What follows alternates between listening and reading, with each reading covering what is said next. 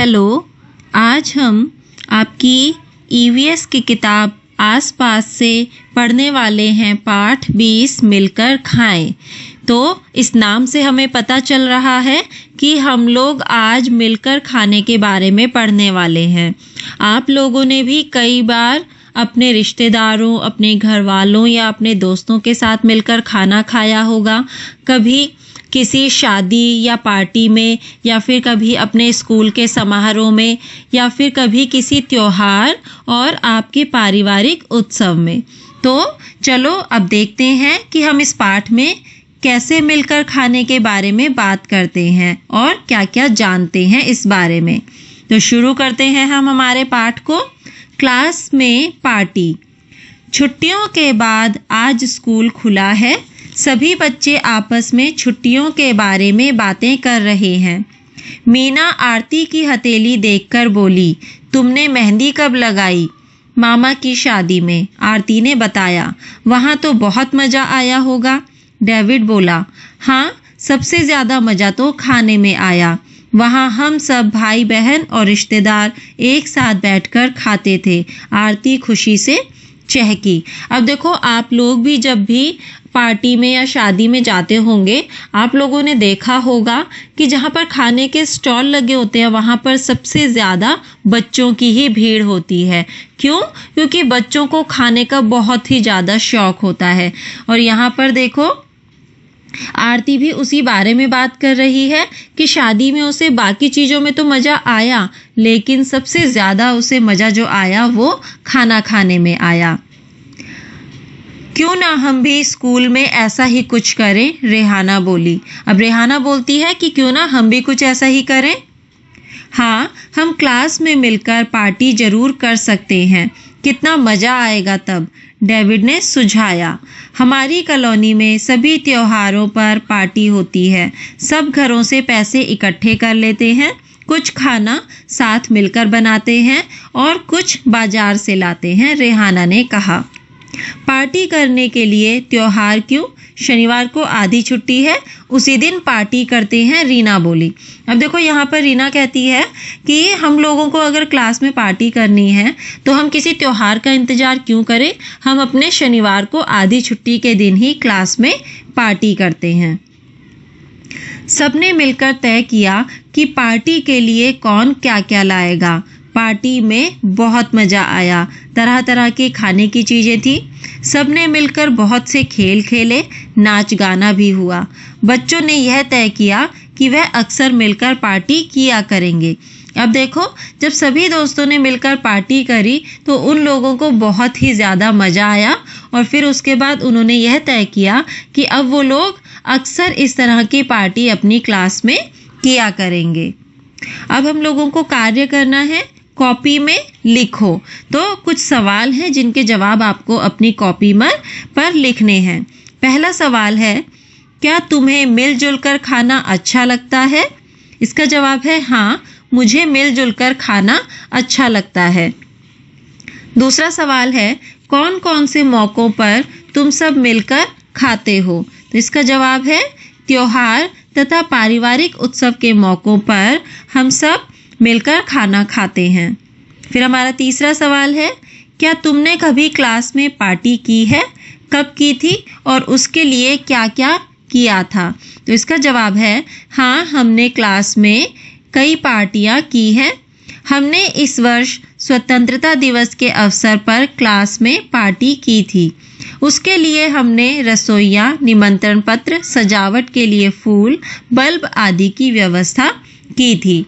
अब हमारा चौथा सवाल है, पार्टी में तुम और तुम्हारे साथी क्या क्या चीज़ें लाए थे? तो इसका जवाब है उस पार्टी में हम लोगों ने फूल, सजावट के लिए बल्ब और बहुत सारे खाने के लिए चीज़ें लेकर आए थे। तुम सभी ने क्या क्या खाया? तो इसका जवाब है हम सभी ने उस पार्टी में पुलाव, दाल, पूरी, सब्जी तथा मिठाइयाँ खाई थी। फिर हमारा अगला सवाल है, तुमने अपनी क्लास पार्टी में किन किन को बुलाया था? इसका जवाब है हमने अपनी क्लास पार्टी में स्कूल के सारे दोस्तों, शिक्षकों तथा अन्य कर्मचारियों को बुलाया था। क्या फिर हमारा अगला सवाल है, क्या ऐसा भी हुआ है कि स्कूल में काम करने वाले कुछ लोगों को तुम नहीं बुला पाए? वह कौन थे? तो इसका जवाब है नहीं, हमने स्कूल में काम करने वाले सभी लोगों को बुलाया था। अब हमारा अगला सवाल है, क्या तुमने अपनी क्लास पार्टी में विशेष कपड़े पहने थे? तो इसका जवाब है हाँ, मैंने और मेरे सभी दोस्तों ने क्लास पार्टी में विशेष कपड़े पहने थे। अब हमारा अगला सवाल है, पार्टी को मज़ेदार बनाने के लिए क्या क्या किया जा सकता है? चर्चा करो।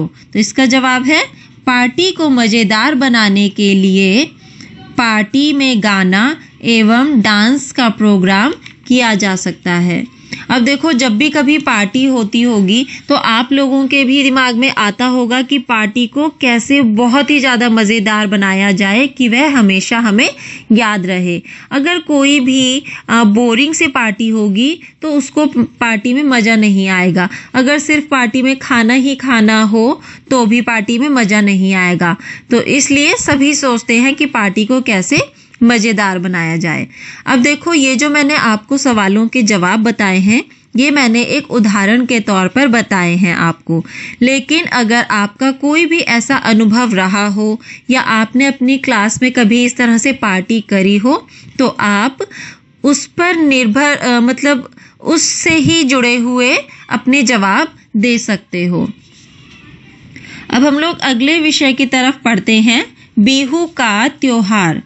सोनमुनी जल्दी से उठी और भागी तनवीर, फातिमा और मजानी के पास। आज बिहू त्योहार जो मनाया जा रहा है, चावल की नई फसल कटी है ना। अब देखो, यहाँ पर एक त्योहार की बात हो रही है, वो त्योहार है बिहू, और यहाँ पर बच्चे उस त्योहार के बारे में बात कर रहे हैं। और ये बिहू त्योहार क्यों मनाया जा रहा है? क्योंकि चावल की नई फसल कटी है। अब हम आगे बढ़ते हैं। चारों सहेलियां मस्ती में गीत गाने लगी। वह बातें करती करती बांस से भेला घर बनाने लगी।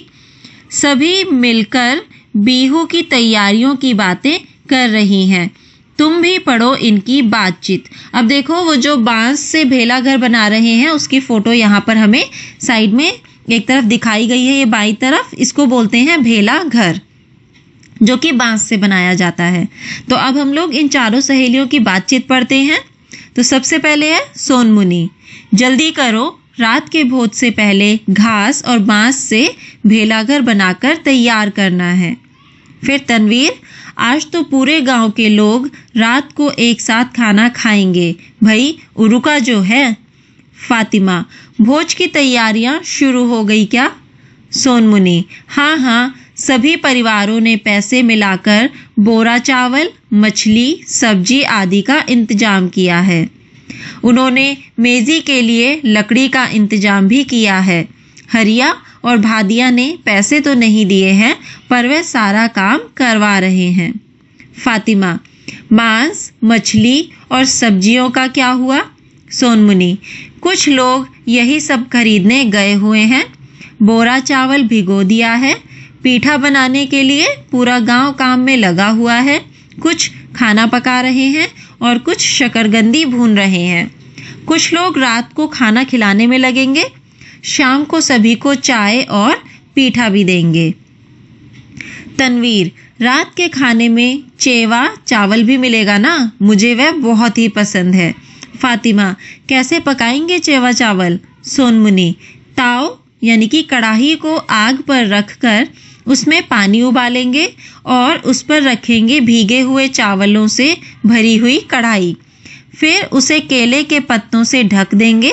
थोड़ी देर में हो जाएगा चेवा चावल तैयार। अब देखो, यहाँ पर बिहू त्योहार के लिए खाने के प्रबंध की बातें हो रही हैं। किसी को मांस, मछली और सब्जियों को खरीदने का कार्य दिया गया है। किसी को शाम को खाना परोसने का कार्य दिया गया है। किसी को शाम की चाय और पीठा देने का कार्य दिया गया है। किसी को शकरकंदी भुनने का काम दिया गया है।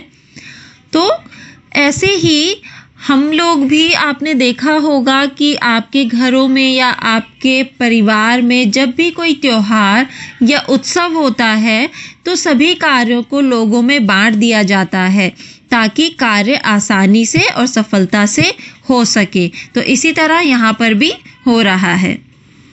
अब हमें कुछ सवालों के जवाब बताने हैं, तो हमें कहा गया है बताओ।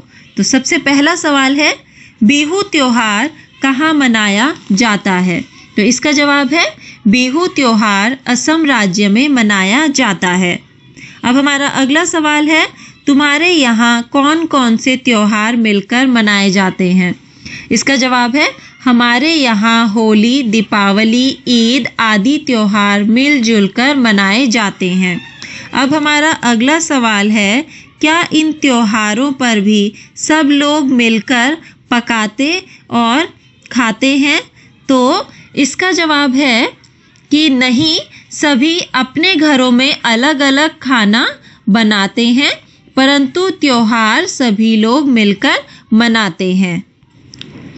अब हमारा अगला सवाल है, क्या क्या विशेष पकाते हैं और कैसे? तो इसका जवाब है होली में पुआ, दही बड़े, गुजिया, दीपावली में खीर, कचौड़ी और ईद में सेवई बनाई जाती है। अब पूछा है कैसे, तो आप सभी को पता ही होगा कि दही बड़े तो जो है दही और उड़द की दाल के पकोड़ों से बनाया जाता है।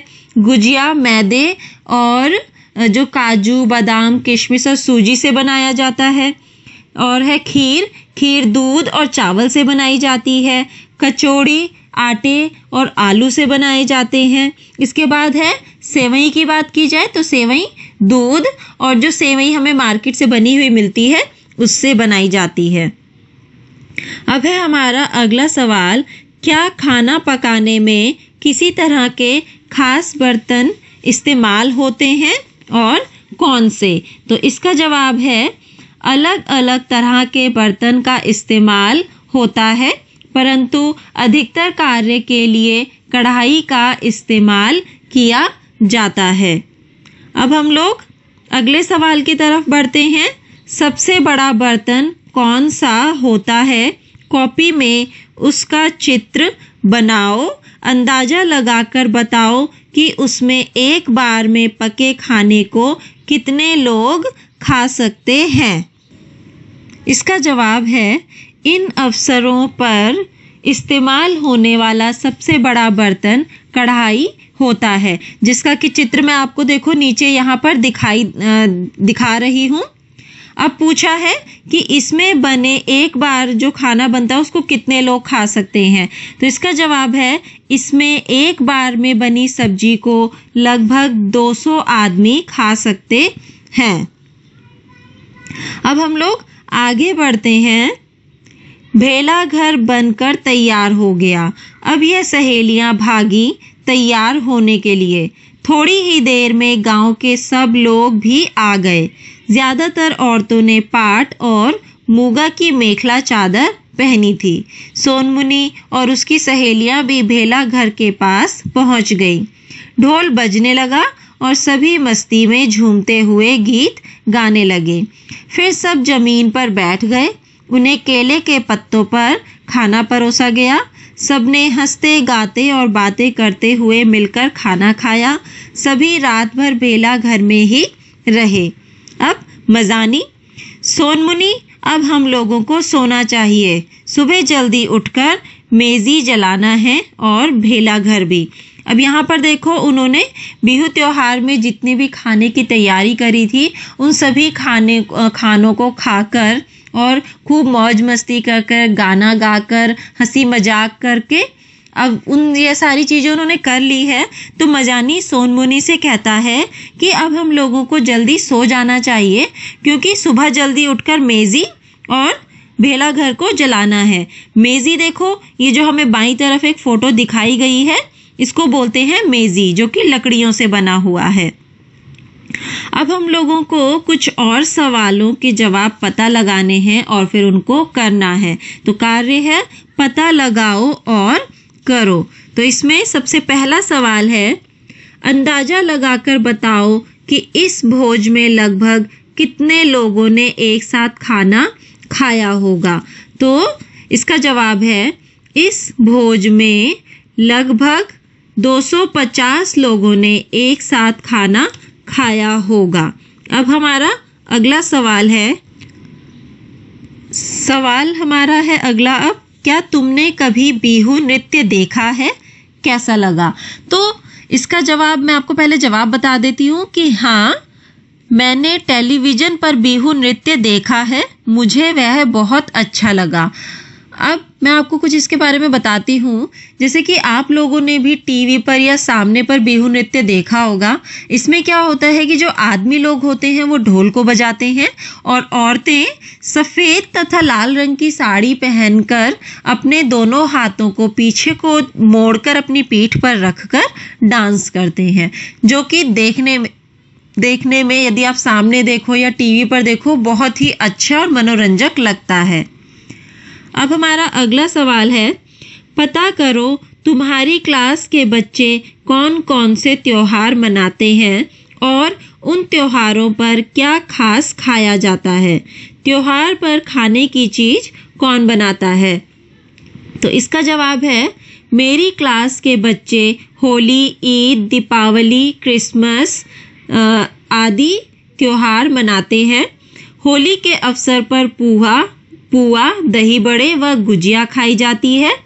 ईद के अवसर पर सेवइयां खास रूप से खाई जाती है और दीपावली के अवसर पर पूरी, खीर, कचौड़ी तथा मिठाइयाँ खाई जाती हैं। अब पूछा है कि इसको कौन बनाता है, तो इसे या तो रसोइया बनाते हैं या फिर हमारी माता जी बनाती हैं।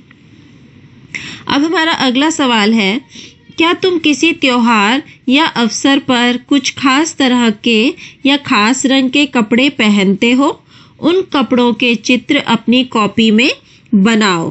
तो इसका जवाब है हाँ, होली में हम सफ़ेद कुर्ता तथा पैजामा पहनते हैं और अन्य अवसरों पर भी अलग तरह के कपड़े पहने जाते हैं। अब देखो, कुछ कपड़ों के चित्र यानी कि त्योहारों के अनुसार जिस तरह के कपड़े पहने जाते हैं उनके मैं आपको चित्र नीचे दिखा रही हूँ। आपको या तो आप इसे देखकर अपनी कॉपी में बनाएंगे या फिर आप जिस तरह के कपड़े जिस त्योहार पर पहनते हो उसका चित्र अपनी कॉपी पर बनाएंगे। अब हमारा अगला सवाल है, क्या तुम त्योहारों पर कुछ खास तरह के गाने गाते हो? कुछ गीत सीखकर क्लास में सुनाओ। तो वैसे तो आप लोगों को भी पता होगा और आपने सुने भी होंगे कि हर त्योहार के लिए कुछ न कुछ अलग तरह के गीत होते हैं। तो आपको क्या करना है, अपने घर में अपने माता पिता से या फिर अपने बड़े भाई बहनों से उन खास त्योहारों के जो गीत हैं वो आपको सीखकर उनको अपनी कक्षा में यानी कि क्लास में आपको सुनाना है। तो यह कार्य आपको स्वयं करना है। अब है अगला सवाल, त्योहार पर होने वाले कुछ खास नृत्य सीखो, फिर स्कूल की सुबह की सभा में यह नृत्य अपने दोस्तों के साथ करके दिखाओ। अब आपको क्या करना है, जैसे कि अभी आपने त्योहारों के लिए गीत सीखे, अब आपको उन त्योहारों के लिए कुछ अलग तरह का कुछ खास नृत्य सीखना है और फिर उस नृत्य को आपको अपने स्कूल की सुबह की सभा में उसको अपने दोस्तों के साथ करके दिखाना है, या फिर आप अपने माता पिता को, अपने बड़े भाई बहनों को या अपने रिश्तेदारों को घर पर भी यह नृत्य करके दिखा सकते हो। तो यह कार्य भी आपको खुद करना है। अब हमारा है आखिरी सवाल, अपनी उम्र के बच्चों के साथ मिलकर क्या तुम कुछ खास करते हो, जैसे कोई खेल, गपशप, सिनेमा देखना या कुछ और? तो इसका जवाब है अपनी उम्र के बच्चों के साथ मिलकर हम लोग खेलते हैं तथा ढेर सारी बातें करते हैं और इसके साथ कभी कभी हम लोग घूमने का भी प्रोग्राम बनाते हैं। अब हम लोग आगे बढ़ते हैं, मिड डे मील। अब देखो, मिड डे मील क्या होता है? मिड डे का मतलब हो गया आधा दिन और मील का मतलब हो गया खाना। तो इसका मतलब हुआ आधे दिन का खाना, जिसको कि आप लंच टाइम भी बोल सकते हो और आधी छुट्टी भी बोल सकते हो। तो अब हम लोग उसके बारे में पढ़ते हैं। दोपहर का 1 बजने वाला है, पेट में चूहे दौड़ रहे हैं। हम बच्चों का ध्यान पढ़ाई पर कम और बाहर बरामदे से आने वाली खाने की खुशबू पर ज्यादा है। टन टन टन, आखिरी घंटी बज ही गई। सभी बच्चे बाहर की ओर भागे, कुछ खाने के बर्तनों की तरफ तो कुछ हाथ धोने। मास्टर मौशाय ने सभी को आंगन के कोने में लगे पानी के हैंडपंप की तरफ भेजा। आनंदो, देखो तो सब ठीक से तो हाथ धो रहे हैं ना? उन्होंने कहा। हाथ धोकर हम सभी ने कतार में खड़े होकर खाना लिया। कुछ ने अपने डिब्बे में तो कुछ ने थाली में। इसके बाद सब एक बड़ा गोला बनाकर बैठ गए। खाने से पहले सबने मिलकर गाया, साथ हम खेलें, साथ हम गाएं, साथ करेंगे अच्छे काम और रहे हम हरदम साथ। अब देखो, यहाँ पर दिन के खाने की बात हो रही है। पढ़ाई करके बच्चे थक चुके हैं। अब उनको इतनी भूख लग रही है कि भूख की वजह से उनका पढ़ाई में भी मन नहीं लग रहा है। और दूसरी बात, जो बरामदे में खाना बन रहा है वहां से आ रही खुशबू तो बिल्कुल उनका पढ़ाई से मन हटा रही है। तो जैसी ही आधी छुट्टी की घंटी बजी, लोग फटाफट से भागने लगे, कुछ खाना खाने के लिए तो कुछ हाथ धोने के लिए। फिर कुछ बच्चों ने अपने डिब्बों में खाना लिया है और कुछ ने थाली में, और सभी खाना खाने के लिए गोला बनाकर बैठ गए हैं और खाने से पहले इस गीत को गा रहे हैं।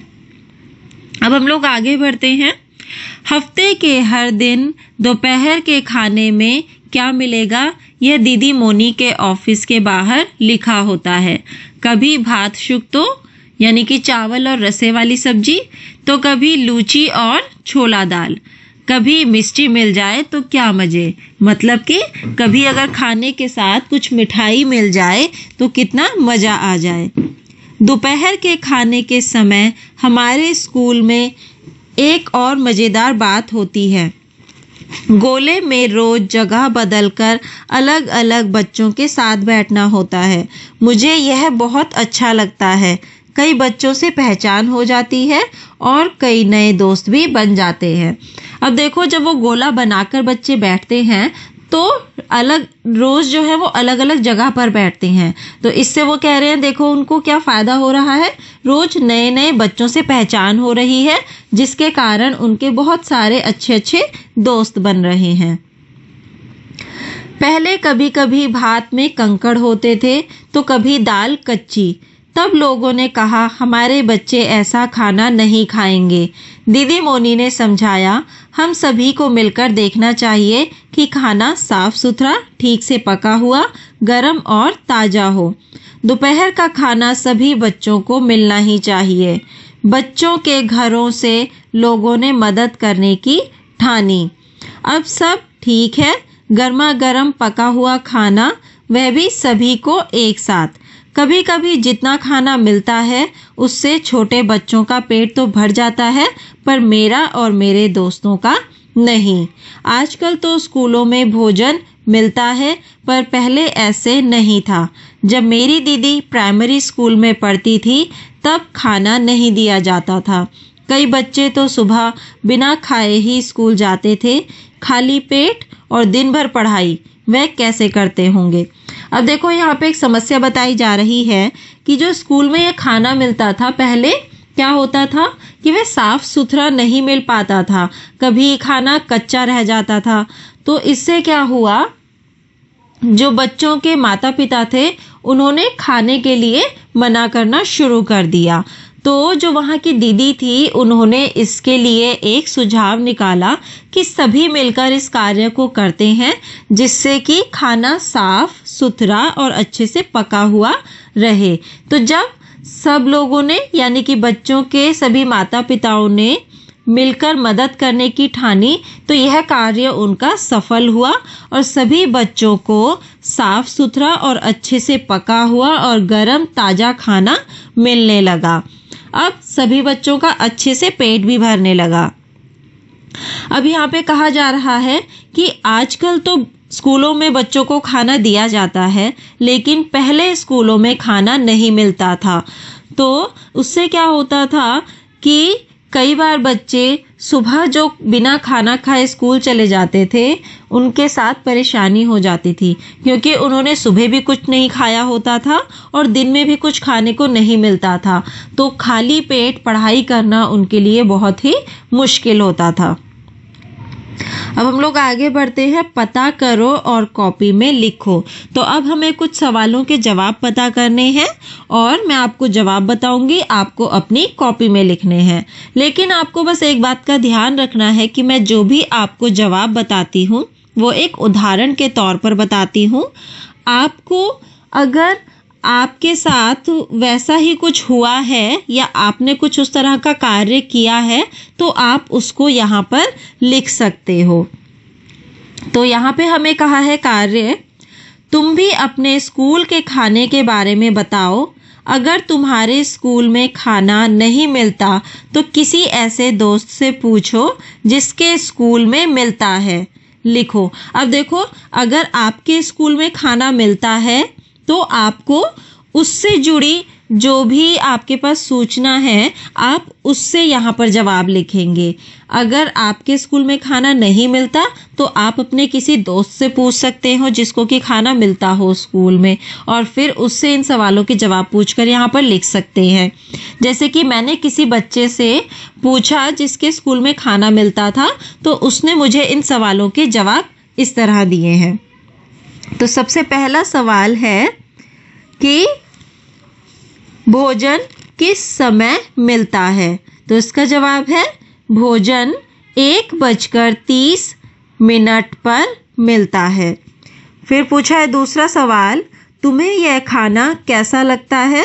तो इसका जवाब है हमें यह खाना अच्छा लगता है।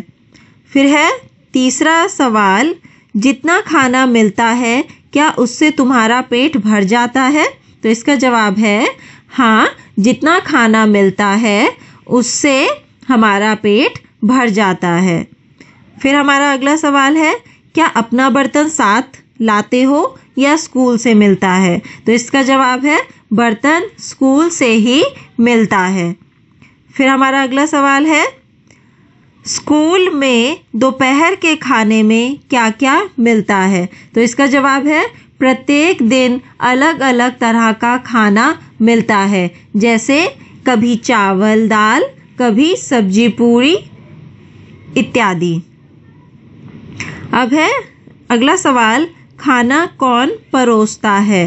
तो इसका जवाब है स्कूल की दाई दीदी तथा अन्य कर्मचारी खाना परोसते हैं। अब है अगला सवाल हमारा, क्या तुम्हारे टीचर तुम्हारे साथ खाते हैं? तो इसका जवाब मुझे मिला हाँ, मेरे टीचर मेरे साथ खाना खाते हैं। अब है हमारा अगला सवाल, हफ्ते भर के खाने के बारे में क्या स्कूल के बोर्ड पर लिखा होता है? इसका जवाब है हाँ, हफ्ते भर के खाने के बारे में स्कूल के बोर्ड पर लिखा होता है। अब हमारा अगला सवाल है, बुधवार और शुक्रवार को दोपहर के खाने में तुम्हें क्या मिलेगा? तो इसका जवाब है बुधवार को हम लोगों को उबला अंडा, दाल तथा चावल मिलेगा। शुक्रवार को दोपहर के खाने में हम लोगों को दाल, रोटी तथा सब्जी मिलेगी। अब है हमारा अगला सवाल है, अगर तुम्हें अपने स्कूल में मिलने वाले खाने की सूची में बदलाव करने का मौका मिले तो तुम क्या क्या बदलाव करना चाहोगे? तुम क्या क्या खाना पसंद करोगे? अपने खाने की सूची बनाओ। अब देखो, उन्होंने कहा है कि आपके स्कूल के खाने की एक सूची बनी होगी, लेकिन अगर आपको उस सूची को बदलना हो, यानी कि अपने अनुसार उसको बनाना हो, तो आप उसमें कौन सा खाना रखना चाहोगे? उसके लिए आपको ये सूची बनानी है। तो जैसे कि सोमवार के दिन में आप खाने की कौन सी चीज रखोगे? तो मैं सोमवार में पूरी, सब्जी तथा मिठाई रखूंगी। फिर है बुधवार, तो बुधवार में चावल, दाल, मछली तथा सलाद। फिर है शुक्रवार, तो उसमें उबले अंडे, रोटी, दाल तथा पालक पनीर। अब है अगला सवाल हमारा, जो कि आखिरी सवाल तो नहीं है, पर हमारा अगला सवाल है कि यदि तुम्हारे स्कूल में खाना नहीं मिलता है तो पता करो कि ऐसा क्यों है। तो अब देखो, इसके लिए आपको क्या करना है, आपके स्कूल के जो अध्यापिका हैं या फिर जो आपके स्कूल के प्रिंसिपल हैं, आपको उनसे यह पूछना है कि आपके स्कूल में अगर खाना नहीं मिलता है तो उसका कारण क्या है, या कोई समस्या हुई थी या फिर अभी कोई समस्या है जिसके कारण कि वहाँ पर खाना नहीं मिल पा रहा है। तो यह आपको पूछना है और फिर उस कारण को आपको अपनी कॉपी में लिखना है। अब है बच्चों का हक मिड डे मील, यानी कि जो बच्चे स्कूल जाते हैं उन लोगों को मिड डे मील यानी कि आधे दिन की छुट्टी में खाना मिलना बच्चों का हक है। हक मतलब जो कि मिलना ही चाहिए, जो कि जरूरी है। तो उसमें अब आगे देखते हैं क्या लिखा है। हमारे देश के बहुत से बच्चों को भरपेट खाना नहीं मिलता। इनमें से कई बच्चे तो स्कूल बिना कुछ खाए जाते हैं। खाली पेट होने के कारण पढ़ाई में ठीक से ध्यान नहीं लगा पाते। कुछ साल पहले हमारे देश की सबसे बड़ी अदालत ने एक बहुत बड़ा फैसला सुनाया। प्रारंभिक शिक्षा यानी कि कक्षा 1 से 8 के स्कूलों में सभी बच्चों को पका हुआ गरम खाना मिलना ही चाहिए। यह सभी बच्चों का अधिकार है। तो देखो, यहाँ पर बताया गया है कि जब बच्चे बिना खाए स्कूल चले जाते हैं तो उनके लिए पढ़ना बहुत मुश्किल हो जाता है, क्योंकि आप लोगों ने भी देखा होगा कि जब आप लोग बहुत देर तक खाना नहीं खाते हो तो उसकी वजह से क्या होता है, पेट में दर्द होने लगता है, किसी भी काम को करने में मन नहीं लगता है। तो फिर क्या हुआ, इस वजह से अदालत ने यह एक फैसला सुनाया कि जितने भी स्कूल जहाँ पर कि कक्षा 1 से 8 तक पढ़ाई की जाती है वहाँ पर बच्चों को अच्छा पका हुआ और स्वच्छ खाना मिलना ही चाहिए। ये सभी बच्चों का अधिकार है, हक है। इसका मतलब कि बच्चों को यह मिलना ही चाहिए और बहुत जरूरी है। अब हम लोग आगे बढ़ते हैं। तुम मिड डे मील के बारे में अपनी शिकायत कहाँ दर्ज करोगे? तो इसका जवाब है, तो मिड डे मील के बारे में हम अपनी शिकायत या तो हम स्कूल के किसी अध्यापिका या फिर प्रिंसिपल या फिर किसी अपने पास के सरकारी कार्यालय में जाकर उसकी शिकायत हम दर्ज कर सकते हैं। अब हमारा आखिरी सवाल है कि शिकायत दर्ज करने के लिए toll free phone number, website या ईमेल के बारे में पता करो। तो देखो, इसके लिए आपने देखा ही होगा कि आजकल क्या होता है कि बहुत सारे कार्य हम लोग बिना कहीं जाए फ़ोन से कॉल करके, फ़ोन करके या फिर हम ऑनलाइन वेबसाइट पे जाकर भी कंप्लेंट कर सकते हैं, यानी कि शिकायत कर सकते हैं। तो उसके लिए जो है मैं आपको यहाँ पर बताऊंगी।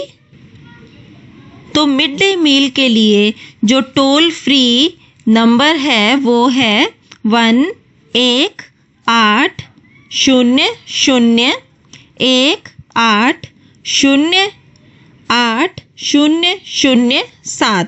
अब देखो, ये तो फ़ोन नंबर है।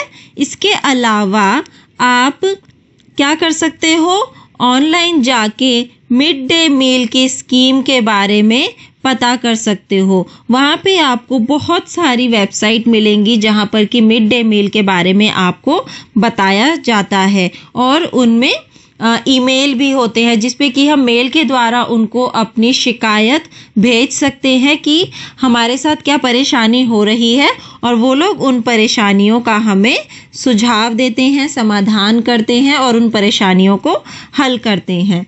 तो अब हमारा यह पाठ मिलकर खाएं पूरा होता है, जिसमें कि हमने तरह तरह से बहुत सारे तरीके सीखे जहाँ पर कि हम लोग मिलकर खाना खाते हैं, कभी त्योहारों में तो कभी स्कूल में या फिर कभी पारिवारिक उत्सवों पर, जो कि एक बहुत ही अच्छा काम है, बहुत ही अच्छा कार्य है जिसमें कि मज़ा भी है, हंसी मजाक भी है और खुशी भी है। तो अब हम लोग मिलेंगे अपने अगले पाठ के साथ हमारी अगली कक्षा में।